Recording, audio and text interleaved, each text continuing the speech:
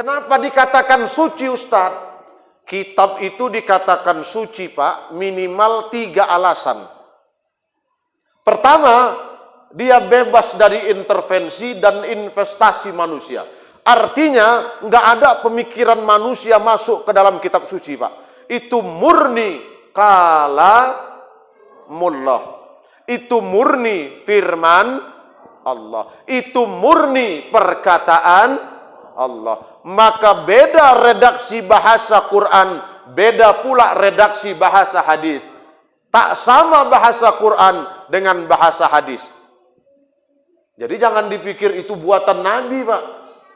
Quran itu buatan Allah, langsung dari Allah. Yang disampaikan sama Nabi, Ustadz. Iya, yang nyampein siapa? Jibril. Iya, Bu. Maka pertama kitab suci, kitab dinamakan suci kalau dia bebas dari intervensi dan investasi manusia. Bu, kalau kita tengok Quran tuh, Masya Allah, bahasanya dahsyat, kalah.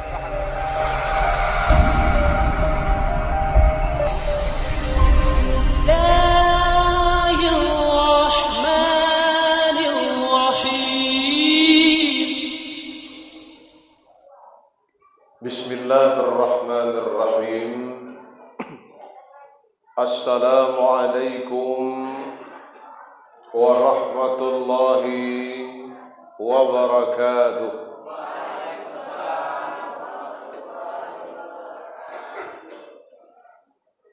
Puasa, Bu?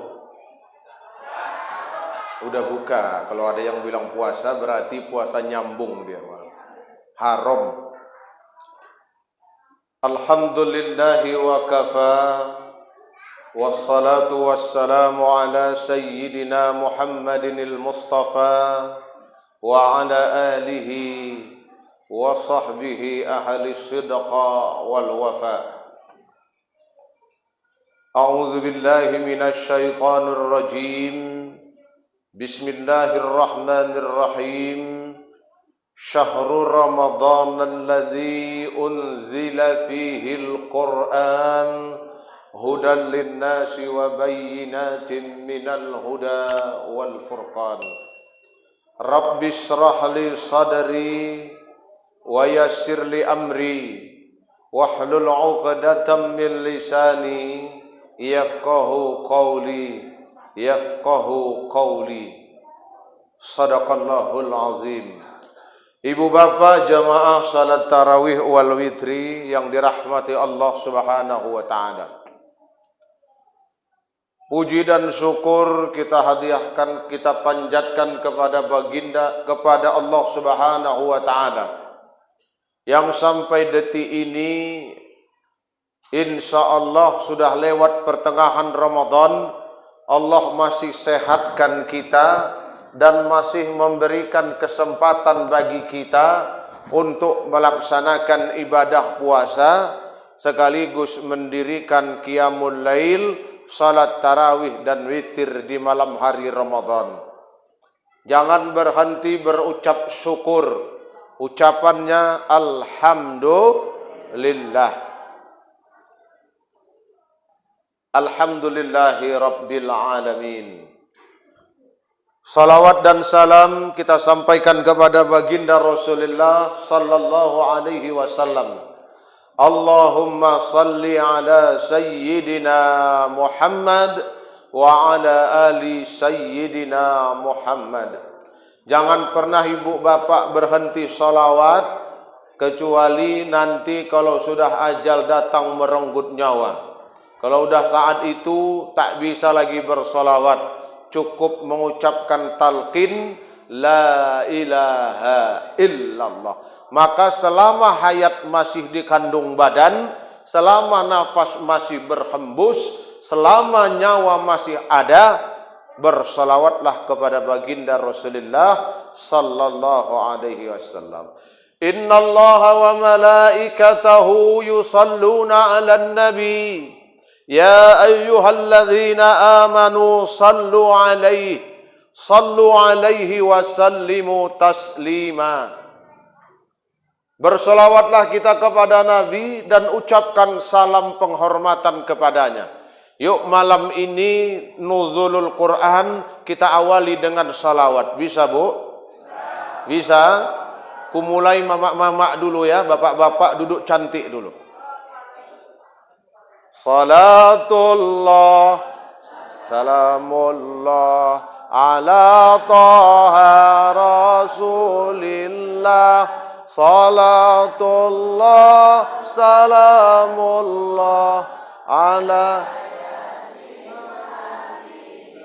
Alhamdulillah, inilah Pak suara ibu-ibu ini kalau udah nyanyi dia sahdu rasanya, sendu rasanya. Suara yang lembut-lembut kayak ginilah yang kadang-kadang buat kita nafsu Pak laki-laki ini. Ya Allah. Maka itu Bu, kalau ditelepon laki orang jangan mendayu-dayu. Apa kabar Ustadz? Jangan. Ustadz pun kalian buat error. Nah sekarang bapak-bapak dulu kita dengar, ibu-ibu tenang. Bapak-bapak kita dengar, jangan, ayo Pak, jangan permalukan jenis kelamin. Salatullah, alah lobet, kayak gini mau poligami, gayanya. Ibu bapak, ma'asyiral muslimin, semua kita sama-sama salawat. Salatullah, salamullah, ala taha rasulillah. Salatullah, salamullah, ala yasin. Alhamdulillah. Nanti kalau udah pulang dari tempat di masjid ini, sampai ke rumah, daripada menceritakan aib tetangga, lebih bagus ibu jalan berdua sama kawan. Salatullah, salamullah. Mau salawat yang mana pun boleh. Tala'al badru alaina min thaniyatil wada'. Boleh manapun boleh Bu. Terserah, yang penting ibu bersalawat. Karena itulah satu-satunya modal kita untuk mendapatkan syafaat baginda Rasul. Ibu bapak ma'asyiral muslimin, jamaah salat tarawih yang dirahmati Allah Subhanahu wa taala. Malam ini khusus kita ceramah malam nuzulul Quran. Nuzulul itu artinya, nuzul itu artinya turun. Dari tempat yang atas ke bawah. Itu namanya turun Pak. Ada yang turun itu dari bawah ke atas? Enggak ada kan? Maka yang turun itu dari atas ke bawah. Quran, ya Quran. Asal katanya qara'a, bacaan. Jadi nuzulul Quran, turunnya Al-Quran. Ustadz, ada Quran letak di lemari.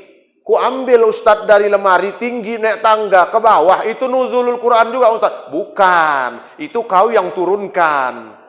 Kalau nuzulul Quran, turunnya Al-Quran dari Lauhul Mahfuz. 3 tahap Quran ini turun Pak. Pertama, Quran itu diturunkan Allah ke Lauhul Mahfuz. Lauhul Mahfuz itu tempat rahasia Allah. Seluruh alam penciptaan dunia dan segala isinya tercatat di Lauhul Mahfuz. Jodoh, rezeki, pertemuan, maut, itu semua sudah tercatat di Lauhul Mahfuz. Sudah sampai di Lauhul Mahfuz, turun lagi ke langit dunia. Ini tahap kedua. Yang turun di Lauhul Mahfuz itu Al-Quran secara keseluruhan. Dan kemudian turun ke langit dunia. Dan kemudian tahap ketiga dari malaikat Jibril sampai kepada Nabi secara bertahap dan berangsur sesuai dengan peristiwa yang mengiringinya. Jadi banyak ayat-ayat dalam Quran itu ada asbabun nuzulnya. Ada asbabun nuzulnya, ada sebab-sebab turunnya Al-Quran. Iya Bu, selesai. 3 tahap turunnya Al-Quran. Ini khusus malam ini kan bicara Quran, nuzulul Quran. Saya diminta kemarin untuk bicara nuzulul Quran. Dan karena nuzulul Quran, malam ini khusus ceramahnya setelah sholat witir. Kemarin habis Isya kan? Yang sebelumnya habis Isya Pak ya? Habis Isya. Khusus nuzulul Quran terakhir. Kenapa? Agak aku panjangkan sedikit ceramah. Insya Allah selesai sampai jam 3 pagi. Nah, ibu bapak ma'asyiral muslimin rahimakumullah. Semalam udah mulai kunut ya. Kunut. Kalau tahun lalu kita kunut nazilah. Kunut kunut nazilah, tolak bala. Karena ada corona tahun lalu.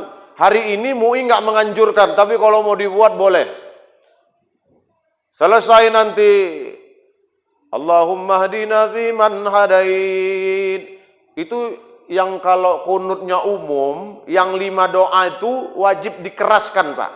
Allahumma hdina fiman hadait, wa'afina fiman afait, wa tawallana fiman tawallait, wa barik lana fima a'tait, wa qina syarra ma qadait. Ada yang versi wa qina bi rahmatika syarra ma qadait. Baru nanti disambung Allahumma dafa'annal ghala wal bala wal waba. Itu biasanya kalau kunut nazilah. Tahun lalu kita pakai Pak. Kalau tahun ini tak dianjurkan sama MUI. Kapan kunut? Setelah bangkit dari ruku. Sami'allahu liman hamidah. Hamidahnya pendek ya. Ha, mim, dal, ta marbutoh. Enggak ada di situ setelah dal ada alif. Enggak ada. Jadi ha, mim, dal, ta marbutoh. Sami'allahu liman hamidah. Kalau ada yang bilang hamidah, berarti bukan bangkit ruku, berarti dia manggil bininya, itu Hamidah nama bininya. Nah, ibu bapak, setelah dia bangkit, baru dia kemudian kunut. Ini tradisi kita, kunutnya hari ke-15 Ramadan. Malam 16 udah mulai masuk kunut. Berapa rakaat witir Ustaz? Alhamdulillah di sini 3 rakaat. Witir tuh paling banyak 11 rakaat, Bu. Berapa? Lemas sekali, takut awak suruh witir 11 di sini ya. 11 rakaat paling banyak. Ada yang modelnya macam kita malam nih, 3 rakaat langsung 1 salam. Ada pula yang tipenya 2 tambah 1. 2 rakaat salam, naik lagi 1 rakaat salam. Kalau yang kita Bu, niatnya usolli sunnatal witri thalatha raka'atin ma'muman. Ya kan? Loh, yang di sini semua kan makmum. Ya kan? Kan saya tadi jadi imam. Loh, namaku imam Ustaz. Ya walaupun nama kau imam, kalau jadi makmum ya makmum. Jangan pula mentiko. Mentang-mentang namanya imam, imaman katanya. Kalau yang 2 rakaat tambah 1, macam mana niatnya Ustaz? Yang 2 rakaat niatnya usolli sunnatas syifa. Genap. Syifa itu safa genap. Usolli sunnatas syifa rak'ataini ma'muman lillahi ta'ala. Naik rakaat 1 lagi, apa niatnya? Usolli sunnatal witri rak'atan, 1 rakaat ma'muman lillahi ta'ala. Jadi yang 2 rakaat itu namanya sholat genap. Diambil dari surah Al-Fajr. Wal fajri walayalin nasri was-saf'i wal watri. Demi yang genap dan yang ganjil. Mana yang boleh Ustaz? 2 rakaat tambah 1 atau langsung 3 rakaat? Dua-duanya boleh. Jangan ibu bapak berantem gara-gara yang begini nih. Aku semalam modelnya 2 tambah 1. Hari ini langsung 3 rakaat. Besok ceramah saya di Rorinata tahap 9, itu 2 rakaat tambah 1. Jadi manapun boleh. Yang tak boleh itu tak sholat witir. Iya Bu. Sama itu 20 sama 11 sama 8 rakaat tarawih. Mana yang boleh, manapun boleh. Yang 8 rakaat itu dikerjakan Nabi. Yang 20 dikerjakan Umar bin Khattab. Enggak ada yang salah itu Bu. Loh, Umar bin Khattab enggak nyontoh Nabi. Berarti bid'ah. Enggak. Karena kata Nabi, sebaik-baik sunnah adalah sunnahku dan sunnah khulafair rasyidin. Dan sunnah khalifah yang 4. Maka Umar bin Khattab 20 rakaat boleh, kita 8 rakaat boleh. Jangan lagi begaduh. Cocok kamu rasa? Kita masuk kita masuk nuzulul Quran. Dah nuzulul Quran, turun Quran dari langit, dari Lauhul Mahfuz sampai 3 tahap sampai kepada Nabi. Berangsur-angsur. Kapan turunnya Ustaz? Ramadan. Kapan, Bu? Maka itu bulan Ramadan itu disebut Syahrul Quran. Syahrul Ramadan alladzi unzila fihi al-Quran hudan lin-nasi wa bayyinatin minal huda wal furqan. Bulan diturunkan Al-Quran untuk pertama kali. Inilah bulan Ramadan. Lailatul Qadar itu kapan pula lagi Ustaz?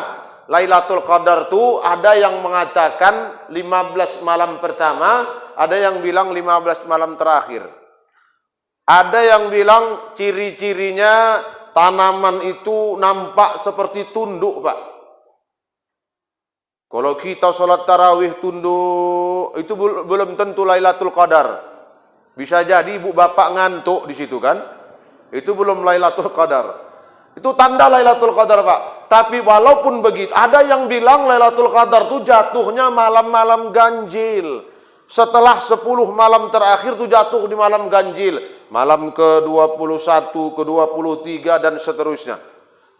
Tapi yang terpenting bagi kita, jangan cari di mana Lailatul Qadarnya, supaya kita bisa berjaga-jaga dari mulai malam pertama tarawih sampai penghujung Ramadan.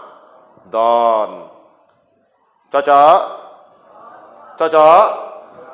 Jadi bulan Ramadan, bulan pertama kali diturunkan Al-Quran. Iya, Bu? Yang jumlahnya berapa ayat tuh? 30 juz itu semua turunnya di bulan Ramadan. Nah, ini Quran dikatakan kitab suci, betul? Kitab suci apa enggak? Setiap agama pasti ada kitab sucinya, Pak. Orang Kristen kitab sucinya Injil. Orang Buddha kitab sucinya Tripitaka. Agama Hindu kitab sucinya Weda. Ada lagi Yahudi kitab sucinya apa, Bu? Taurat. Banyak, semua agama punya kitab suci. Tapi kita umat Islam kitab sucinya adalah Al-Qur'anul Karim. Loh, kenapa dikatakan suci, Ustaz? Kitab itu dikatakan suci, Pak, minimal 3 alasan. Pertama, dia bebas dari intervensi dan investasi manusia. Artinya, nggak ada pemikiran manusia masuk ke dalam kitab suci, Pak.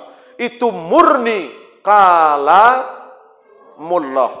Itu murni firman Allah. Itu murni perkataan Allah. Maka beda redaksi bahasa Quran, beda pula redaksi bahasa hadis. Tak sama bahasa Quran dengan bahasa hadis. Jadi jangan dipikir itu buatan Nabi, Pak. Quran itu buatan Allah, langsung dari Allah.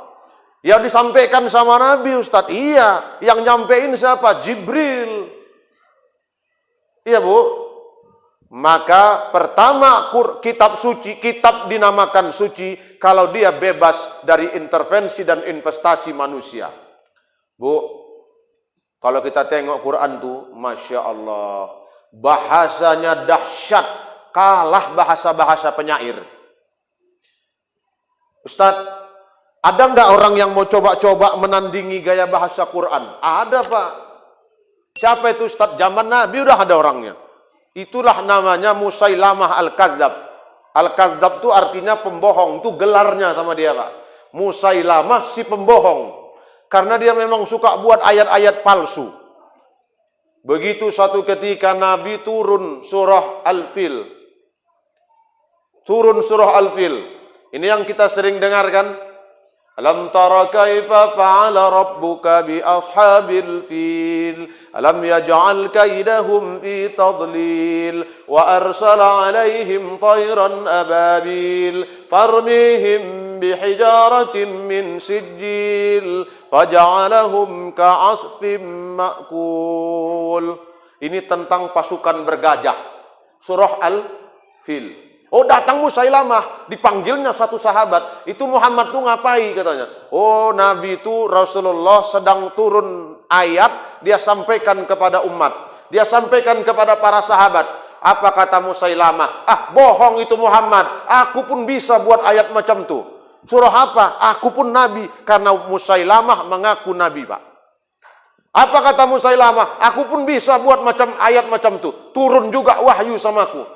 Apa surahnya? Al-Fil katanya. Oh, kok bisa? Al-Fil, Mal-Fil, wa ma adraka Mal-Fil, wa qurtumun tawil, zanubun wabil. Gajah. Tahukah kamu gajah? Dan apakah itu gajah? Dia belalainya pendek, hidungnya panjang. Iya. Itu Pak jadi ayat Quran. Lah kayak gini nggak usah orang bilang, nggak usah dia bilang, orang tahu hidung gajah itu panjang, ekornya pendek, gajah. Iya Pak. Tapi ini bohong, itulah memang dasarnya manusia ini. Nggak terima dia, dia tak mengakui Nabi sebagai utusan Allah. Dia buat ayat. Na'udzubillah, summa na'udzubillah. Nggak ada orang yang bisa menandingi ayat Allah. Nggak ada orang yang bisa menandingi kehebatan Al-Quranul Karim. Bayangkan Pak, bahasa-bahasa dalam Quran itu, ya Allah. Apa kata Allah? Allah tantang orang-orang Yahudi waktu itu, Pak. Apa kata Allah? Lupa pula aku ayatnya.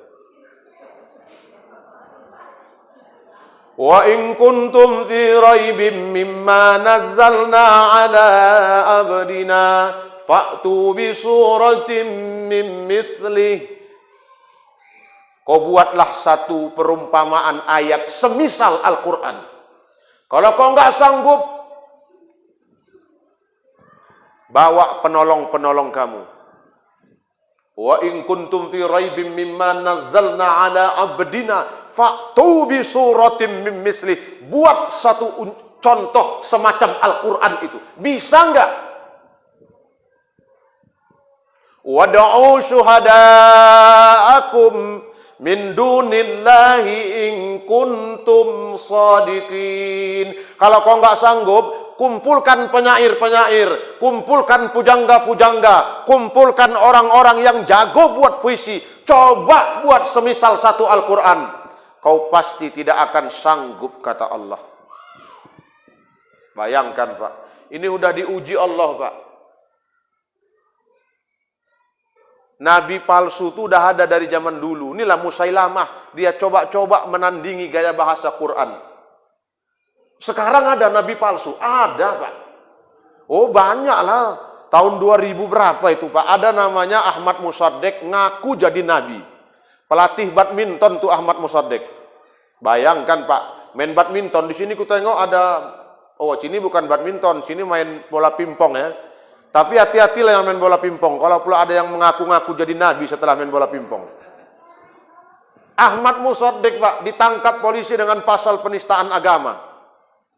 Yang kedua ada lagi namanya, ada agama baru tahun 2015 kalau nggak salah Ustadz. Di daerah Jawa, Madura, perbatasan Surabaya Madura. Itu ada agama baru namanya agama Jasun, agama Jawa Sunda. Singkatannya Jasun, mohon maaf nih kalau ada orang Jawa Pak. Tapi ini memang benar, tengok di Google, searching di Google. Agama Jawa Sunda. Yang jadi nabi ada iki namanya siapa? Tugimin. Na'udzubillah. Kalau kita selawat kan enak Pak ya. Ya Habibi ya Muhammad. Tenang hati Pak. Coba ganti dengan yang tadi. Ya Habibi ya Tugimin. Enggak enak kan? Tapi memang begini, ada Ustadz, ada ngaku jadi nabi palsu. Ada yang ikut enggak Ustadz? Ada. Inilah parahnya kita Pak. Indonesia ini pasar bagus. Asal ada yang ngaku jadi nabi palsu, ada aja yang ikut. Yang terakhir ada Lia Eden. Itu kemarin Jumat sebelum Ramadan meninggal. Bukan ngaku jadi nabi, Pak, ngaku Jibril. Ya Allah, ditangkap sama polisi. Itulah hebatnya polisi kita. Jangankan nabi, Jibril pun bisa ditangkap. Dan yang paling hebatnya, Jibril pun bisa mati, Pak. Ya Allah. Entah cemana lah itu kan Jibril. Dikumpulkannya semua agama, itulah Lia Eden. Kumpulkannya semua agama samawi di Indonesia, dijadikannya satu, itulah nama ajarannya Salamullah. Kerajaan-kerajaan Eden. Ya Allah. Hati-hati Pak ya. Kalau ada yang mulai-mulai agak-agak kurang-kurang waras, bawa-bawa cepatlah ke rumah sakit. Jangan sempat dia mengaku jadi nabi pula. Aku ini sekarang Bu, yang belum ada, yang ngaku malaikat Israel. Kalau itu nggak ada yang ikut kurasa. Kalaulah sempat ada di Sukamaju ini yang ngaku, akulah malaikat Israel, Ustadz pun lari. Nah ibu bapak ma'asyiral muslimin, itu yang pertama. Bahwa Quran itu dikatakan kitab suci karena memang gak ada intervensi orang, Pak. Quran itu bukan buatan Nabi. Quran itu bukan tulis tangan Nabi. Bahkan zaman Nabi gak ada ditulis Quran. Cuma ditulis di pelepah-pelepah kurma, ditulis di tulang-tulang onta. Setelah dimushafkan jadi Quran, itulah yang kita baca, Pak. Ya, tak ada intervensi dan investasi manusia. Artinya, redaksi bahasa Quran tidak sama dengan redaksi bahasa hadis. Pertama. Kedua, Quran itu dikatakan kitab suci. Kenapa? Karena dia sesuai dengan fitrahnya manusia. Apa fitrahnya manusia, Pak? Oh, manusia ini ada zakarin wa unsa. Ada laki-laki, ada perempuan. Ibu punya ibu waktu mau nikah dulu kenal sama bapak kan? Kenal kan? Hah? Ada yang dijodohi di sini? Enggak ada. Kalau ada yang dijodohi derita loh. Iya Bu. Ada bapak, ada ibu nikah. Ini kan manusia ini Pak. Fitrahnya menikah Pak. Ibu suka sama suami itu fitrah. Cinta itu fitrah. Benci fitrah Pak. Itu Allah karuniakan dalam hidup kita. Semua Allah ciptakan berpasang-pasangan. Jadi ada cinta, ada benci. Ini fitrah. Tapi bapak ibu cinta boleh tunggu lewat jalur yang namanya nikah. Inilah fitrah. Allah atur dalam Quran.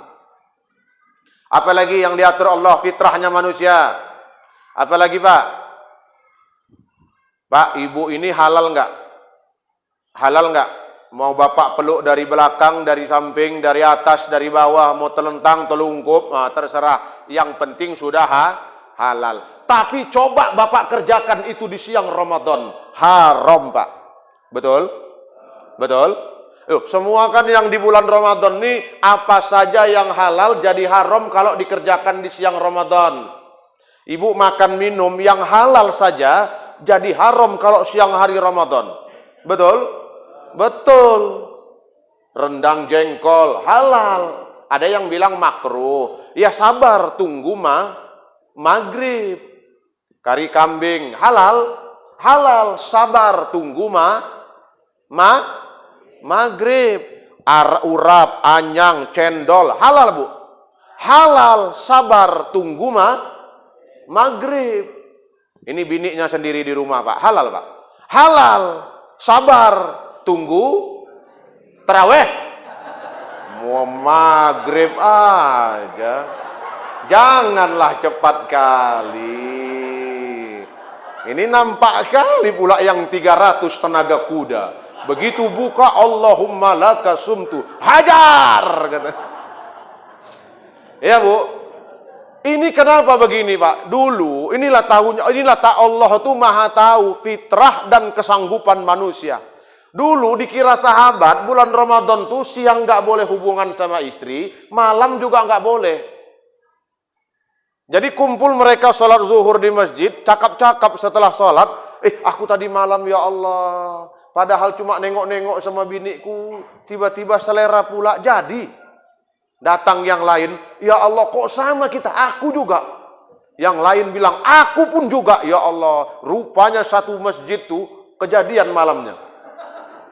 Ditanya sama Nabi, ya Rasul, macam mana ini? Ini Ramadan, kami siang hari nahan, malam gak bisa ya Rasul. Tengok-tengok istri, lama-lama muncul juga syahwat. Apa kata Nabi? Nabi diam sebentar, Pak, turun ayat. Apa kata Allah? Uhilla lakum lailatas siyami arrafathu ila nisaikum. Dihalalkan bagimu istrimu berhubungan dengan istrimu di malam hari bulan Ramadan. Bayangkan Pak, ini karena Allah tahu batas kemampuan kita sebagai manusia. Bayangkan Bu, kalau saat siang hari nggak boleh, malam nggak boleh, 1 bulan suntuk, apa nggak rontok rambut kita Pak? Tapi Allah tahu fitrah manusia, maka itu Quran dia sesuai dengan fitrahnya manusia. Iya Bu? Iya Bu? Jadi Quran itu pedoman. Yang ketiga, Quran itu dikatakan kitab suci. Kenapa dikatakan kitab suci? Karena tak ada ayatnya yang bertentangan. Mana Bu ayat yang bertentangan dalam Quran? Enggak ada. Kalau ada orang yang nanya, Ustaz, itu dalam satu ayat dikatakan manusia tercipta dari sperma, dari plasma nutfah. Di ayat yang lain disebut manusia min alaqah. Surah Ar-Rahman, surah Al-Alaq, ya kan? Surah Al-Alaq tahu kan? Iqra bismi rabbikal ladzi khalaq. Ini ayat pertama turun Al-Quran. Khalaqal insana min 'alaq. Khalaqal insana min 'alaq. Dia yang menciptakan manusia dari segumpal darah. Loh, tadi katanya ayat manusia diciptakan dari tanah. Ada yang dari plasma nutfah sperma, ada yang mengatakan diciptakan dari segumpal darah halaqah. Mana yang betul? Ini bertentangan Ustaz. Maka itu kalau mau belajar Quran Pak, buka Asbabun Nuzul, kemudian tengok tafsir. Mau tafsir Jalalain, tafsir Ibnu Katsir, tafsir apa itu? Yang Buya Hamka punya tafsir Al-Azhar, terserah. Buka kitab tafsir itu baru belajar Quran. Jadi tahu ternyata itu semua komponen penciptaan manusia. Dan sesungguhnya manusia tercipta dari saripati tanah. Maka samalah Bu. Kalau Bapak ini buat kopi, oh Dek, tolong dulu buatkan kopi. Kopi itu ada kopinya, ada gulanya, ada airnya. Betul? Loh, kalau Ibu buat kopi, ada air, ada gula, kopinya nggak ada. Apalah namanya itu? Air putih manis. Iya Bu? Nah manusia begitu. Itu kompleksnya. Secara utuh manusia itu diciptakan dari sperma, dari saripati tanah yang dimakan oleh mak bapak kita, kemudian berubah dia jadi sel sperma. Yang perempuan berubah jadi sel ovum. Kemudian bersatu, terjadi kerjasama yang baik, terjadi pembuahan di dalam alam rahim. Min alaqah, dari segumpal darah. Jadi darah, kemudian berbalut daging, daging dibalut lagi dengan darah, lalu jadilah kita yang jelek-jelek ini Pak. Yang cantik-cantik lah. Nanti nggak mau pula lagi panggil Ustadz kemari ya kan. Nah Bapak Ibu hadirin, jadi Quran itu dikatakan kitab suci, kenapa? Karena dia tak ada ayat yang bertentangan. Tapi kalau dalam Quran itu misalnya, Allah itu Ahad, Esa. Di ayat lain Allah itu 3, barulah itu bertentangan. Tapi kalau tentang penciptaan manusia ini, itu namanya kompleksitas, gabungan dari seluruhnya. Paham? Sekarang kita dengarkan bagaimana cara sikap kita terhadap Al-Quran. Ini Quran kitab suci. Kenapa dikatakan kitab suci? Karena dia tadi yang pertama sesuai sesuai dengan fitrahnya manusia. Yang kedua tidak ada ayat yang bertentangan. Yang ketiga apa tadi? Tidak ada intervensi dan investasi manusia. Kemudian bagaimana cara kita menyikapi Al-Quran? Pertama, imamin Al-Quran itu Pak. Imani Al-Quran itu. Percaya dengan Al-Quran. Hudan linnasi wa bayyinatin minal huda wal furqan. Itu tadi ayat yang kita baca di awal. Alif lam mim. Dzalikal kitabu la raiba fi. Hudan lil muttaqin. Inilah kitab untuk manusia dan tak ada keraguan padanya. Untuk petunjuk bagi orang-orang yang bertakwa. Maka itu imani Al-Quran, Pak. Dan mengimani Al-Quran ini nggak bisa separuh-separuh. Ayat yang ini cocok sama aku imani. Nanti ayat yang lain nggak aku imani. Nggak bisa, Pak. Orang beriman sama Quran itu utuh. Dari mulai juz 1 sampai juz 30. Semua itu, Pak. Bu, nggak bisa kita separuh. Oh, Isra Mi'raj itu nggak yakin kita. Tak masuk di akal. Nggak bisa kita percaya. Oh, nggak bisa gitu, Pak. Kalau orang beriman sebagian satu ayat, sebagian yang lain dia dustakan, maka kafirlah orang semacam ini. Maka itu Quran yang pertama sikap kita imani Al-Quran. Kedua, sikap kita terhadap Al-Quran. Kalau pertama tadi mengimani, yang kedua imami Al-Quran. Jadikan Quran sebagai imam. Jadikan Quran sebagai pedoman. Apa kata Nabi? Kalau ada orang Islam, dia letakkan Quran di depan, dia jadikan Quran sebagai imam, maka Quran akan menariknya masuk ke dalam sorga. Tapi kalau dia letakkan Quran di belakangnya, dijadikannya Quran sebagai makmum, di punggunginya Al-Quran, dia jalan di depan, tak mempedomani Al-Quran, Quran akan mendorongnya masuk ke dalam neraka jahanam. Na'udzubillah. Maka itu kalau udah ada cerita tentang Al-Quran, jadikan Quran sebagai pedoman. Apa pedoman? Kalau udah Quran bilang pakai jilbab, pakailah jilbab. Jilbabnya macam mana, Ustaz? Yang ibu-ibu pakai inilah, telekung nampak. Semua tertutup. Jangan ada yang macam pakai jilbab sakaratil maut. Udah panjang macam sorban Ustaz, ini dililitkannya ke lehernya. Udah tegang di sini, payah dia makan lontong. Dia yang makan lontong, awak yang tersiksa. Iya, Bu. Apa yang dibilang Al-Quran ikutin. Kalau sudah kita ikutin Quran, berarti kita menjadikan Quran sebagai imam. Apa saja kata Quran. Loh Ustaz, berarti ayat poligami itu kita ikutin lah Ustaz. Nggak kayak gitulah. Ini yang cepat-cepat mau poligami, cepat kali nyari dalil dia. Iya, Bu? Iya kan, Bu? Bu? Jangan cepat kali, sulasa waruba, boleh 2, boleh 3, boleh 4. Padahal ujung ayatnya, yang paling penting penekanannya di ujung ayat, Pak. Apa di ujung ayat itu bunyinya? Kalau kau tidak sanggup berlaku adil, maka satu lebih baik bagimu. Maka cukup bapak-bapak nggak ada yang jawab, ibu aja yang jawab. Nampak kali ada niat di dalam hatinya. Ya Allah. Aku nggak berburuk sangka lah ya, Bu. Soalnya ibu-ibu ini kalau udah bicara poligami, macam mau dicekeknya aja Ustadz tuh. Macam mau diterkamnya Ustadz tuh. Saya pernah ceramah gitu, Bu. Bu, ada 4 rumah tangga contoh. Pertama, rumah tangga yang suami istri durhaka. Siapa itu? Suami istri durhaka, Pak. Abu Lahab diabadikan dalam Quran. Suaminya durhaka, istrinya pun durhaka.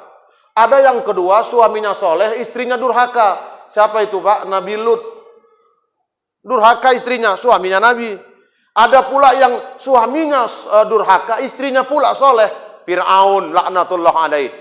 Istrinya soleha, suaminya Fir'aun, durhaka. Yang keempat, ada pula metodenya, caranya, suami istri soleh dan soleha. Siapa itu? Ibrahim alaihis salam. Kalau kutanya mana yang ibu mau? Ibrahim. Yakin? Tapi ingat, Ibrahim biniknya 2.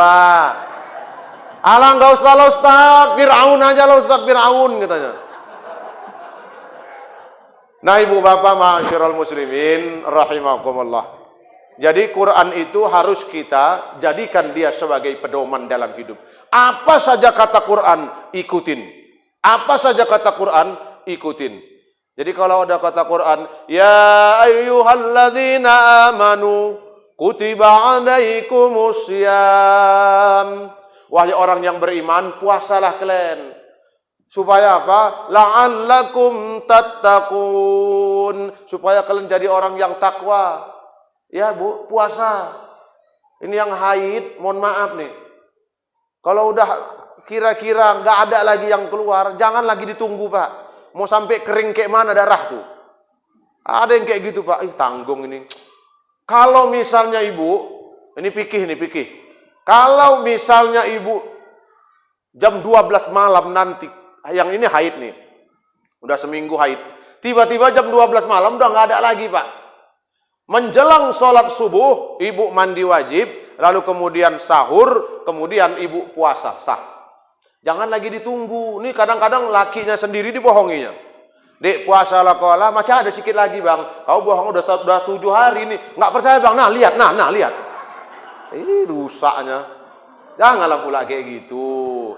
Bu, ini amal puasa tuh kata Allah untukku. Aku yang menghadiahkan pahala kepada kalian. Ini puasa itu ibadah sirriyah. Ibadah yang tersembunyi itu puasa itu Bu. Ya kalau kita zakat kan nampak Pak. Ya kan ada uangnya itu zakat tuh Pak. Apalagi yang zakatnya mau ditengok orang. Nah ini Masjid Babu Salam ini mau sedekah mengumpulkan uang untuk pelebaran masjid ya. Mengumpulkan uang untuk pelebaran masjid. Ustaz, sedekah itu, infak itu sembunyi-sembunyi atau terang-terangan Ustaz? Nah, mana yang betul? Dua-dua boleh. Mau nampak orang atau enggak nampak orang boleh. Tapi kata Allah dalam Quran, yang lebih baik bagimu itulah yang tersembunyi. Mana yang lebih baik? Yang tersembunyi. 7 golongan orang yang mendapatkan naungan dari Allah. Salah satu dari 7 golongan itu, rajulun tasaddaqa bis sadaqatin fa akhfaha hatta la ta'lama simanuh ma tunfiqu yaminuhu. Orang yang sedekah diam-diam sampai tangan kirinya nggak tahu apa yang disedekahkan tangan kanannya. Maka itu adabnya kalau ngasih sedekah Pak, tangan kiri berondok ke belakang, tangan kanan menyerahkan sedekah. Tapi kalau ada mohon maaf, tangan kiri nggak ada atau tangan kanannya nggak ada, boleh sedekahkan pakai tangan kiri. Mohon maaf Pak, ini misalnya nggak ada tangan kanan atau cacat, sedekahkan pakai tangan kiri boleh. Tapi ini maksudnya konotasi, kalimatnya konotasi. Konotasinya apa? Kalau sedekah, nggak usah orang lain harus tahu. Walaupun kata Allah, orang lain tahu tuh boleh. Belum tentu ria ya Pak. Yang tahu ria itu kita sama Allah Pak. Yang sedekah sama Allah itulah yang tahu. Aku nyumbang untuk masjid Babu Salam misal. Oh sekarang belum ada duit. Nyumbang Ustadz 1 juta misalnya. Udah nampaklah semua jamaah nih, ketua BKM, ketua STM, ketua wirid, ketua OKB, semua nampak. Karena Sumatera Utara ini kan negerinya para ketua. Banyak semua tokoh-tokoh masyarakat. Nampak Ustadz tuh hebat nyumbang 1 juta. Ria itu Pak? Enggak, yang tahu ria itu saya sama Allah. Ibu yang sedekah, yang tahu ria itu ibu sama Allah. Yang usil tuh mulut awak nengok orang sedekah. Nyumbang 1 juta, besok nggak makan baru tahu. Itulah yang payah tuh Pak. Jadi boleh kita nyumbang sembunyi-sembunyi atau terang-terangan. Tapi kata Allah, yang lebih baik itu yang sembunyi-sembunyi. Dah, yang terakhir, sikap kita terhadap Al-Quran. Apa yang harus kita lakukan? Kalau pertama mengimani, yang kedua menjadikan Quran sebagai pedoman atau imam, maka yang ketiga baca Al-Quran. Ini enggak, jadikan Quran sebagai mahar, habis itu letakkan di lemari, tak terbaca-baca sampai setahun. Udah mau sakaratil maut baru teringat baca Quran. Maka itu rasa-rasaku ini Pak, kalau ada orang mau nikah, jangan lagi Quran itu jadi maharnya. Apalagi seperangkat kain sholat. Ya kan, seperangkat alat sholat dibayar tuh nggak usah lah Pak, berlebihan kali itu.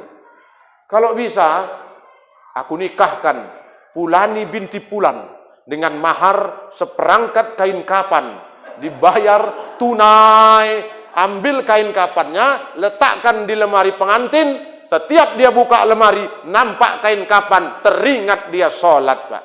Gitu. Ada yang berani? Takut semua. Alah Ustadz ini cakap aja, ya aku pun gak berani nengok kain kapan, berlari ya kan. Nah ibu bapak ma'asyiral muslimin rahimakumullah. Jadi jadikan Quran itu rajinlah kita membacanya. Khairukum man ta'allamal Quran wa 'allamahu. Sebaik-baik kamu manusia, dia yang belajar Quran dan yang mengajarkan kepada orang lain. Kalau sudah tahu Quran, ajarkan orang lain. Kalau sudah bisa baca, ajarkan orang lain untuk membacanya. Quran ini Pak, ayatnya luar biasa. Kalimatnya kalau enggak Bapak pelajari, itu di Yaman, di Turki, itu beda cara baca dengan kita, Pak. Itu makanya kalau udah belajar Quran, dari mulai makhraj, tempat keluar huruf, kemudian tajwid, hukum-hukumnya, tata caranya, baru kemudian tahsinnya, baru kemudian melagukan Quran. Ya kalau nggak sampai pada tahap melagukan nggak masalah. Tapi setidaknya ibu tahu di mana makhraj tempat keluar huruf dan tahu pula di mana tajwidnya. Belum lagi nanti kita belajar qiraah sab'ah. Beda cara kita baca dengan orang Turki baca, Pak. Kalau di sini kita baca wadduha wal-laili idza saja ma wadda'aka rabbuka wa ma qala. Kalau di Turki, di Yaman, itu enggak gitu bacanya, Bu. Wadduha wal-laili idza saja ma wadda. Ya ibu ketawa kan? Tapi di sana memang begitu. Apa namanya? Karakteristik mulutnya memang begitu di sana, Pak. Baca Fatihah itu ada macamnya 7, Pak. Bismillahirrahmanirrahim. Ini masih sama. Alhamdulillahi Rabbil Alamin. Masih sama. Ar-Rahmanir Rahim. Masih sama. Tapi begitu Maliki Yaumiddin di kita, Pak, Imam Syafi'i di Indonesia. Maliki Yaumiddin. Ada yang mimnya pendek. Maliki Yaumiddin. Kemudian Iyyaka na'budu wa iyyaka nasta'in. Ihdinas siratal mustaqim. Ada yang pakai sad, ihdinas sad. Tahu huruf sad kan? Ada yang pakai sin, sadatesa, sindatesa. Ihdinas siratal mustaqim. Boleh, Pak, itu qiraah sab'ah. Ada yang pakai zai. Ihdinas siratal mustaqim. Boleh, Pak, 3 versi. Siratal ladzi, ada yang siratal ladzina an'amta alaihim. Ada yang pakai sin, siratal ladzina an'amta alaihim. Ada yang alaihimnya mim jama'. Siratal ladzina an'amta alaihim. Siratal ladzina an'amta alaihim waladdallin. Jadi ini Quran, kalau enggak kita belajar sekarang, coba yang wadduha masuk ke Indonesia jadi imam. Kita baca kayak gitu. Apa kata jamaah? Sesat ustaz tuh katanya. Padahal tidak. Itulah qiraah sab'ah. Boleh. Yang penting kalau kita enggak paham, enggak usah ribut, Pak, ya. Tenang-tenang aja. Kalau ulama tuh udah dipikirkannya semua itu. Enggak usah kita bersilang sengketa, berbeda pendapat itu biasa. Kembalikan kepada sunnah, ikhtilafi min ummati rahmah. Jadi baca Quran, jangan, ini bulan Ramadan, tadarus Al-Quran. Tadarus itu macam mana, Ustaz? Ada pula lagi yang tadarus online. Kau baca wa'ati ya, di rumah kau 1 juz. Aku di rumah 1 juz. Nanti aku di rumah 1 juz, kumpul 30 orang, Pak, 1 orang 1 juz. Baru kemudian khatam dia di masjid. Orang tadarus tuh kumpul lah. Ya kalau mau online boleh, daring, hidupkan handphone semua, pakai jaringan, pakai apa tuh namanya, Zoom. Boleh. Jadi ketika kita baca, yang lain dengar. Ini awak baca sendiri, sana baca sendiri, sini baca sendiri, tiba-tiba kumpul jadi satu. Awak khatam cuma 1 juz, awak bilang 30 juz. Macam mana pula begitu? Nah, Bapak Ibu hadirin, ma'asyiral muslimin rahimakumullah. Ini malam Ramadan, hidupkan malam-malam Ramadan dengan memperbanyak membaca Al-Qur'an. Jangan baca koran. Ya. Tinggalkan baca koran dulu, kita perbanyak membaca Al-Qur'anul Karim. Tapi jangan pula gara-gara sibuk baca Quran, lupa nyiapkan makanan buka puasa, marah laki di rumah. Ya kalau udah bacalah, habis zuhur, habis asar, habis itu siapkan masakan. Cocok? Cocok? Selesai. Udah jam 10. Nanti kalau panjang kali merepet Ustadz, nggak pulang-pulang kita sampai sahur. Mudah-mudahan bermanfaat yang singkat ini. Apakah ini ada kesempatan tanya jawab? Enggak ada? Enggak ada? Enggak ada. Kalau enggak ada, kita tutup dengan doa. Nasrum minallah wa fathun qarib wa basyiril mu'minin. Billahi taufiq wal hidayah. Wassalamualaikum warahmatullahi wabarakatuh.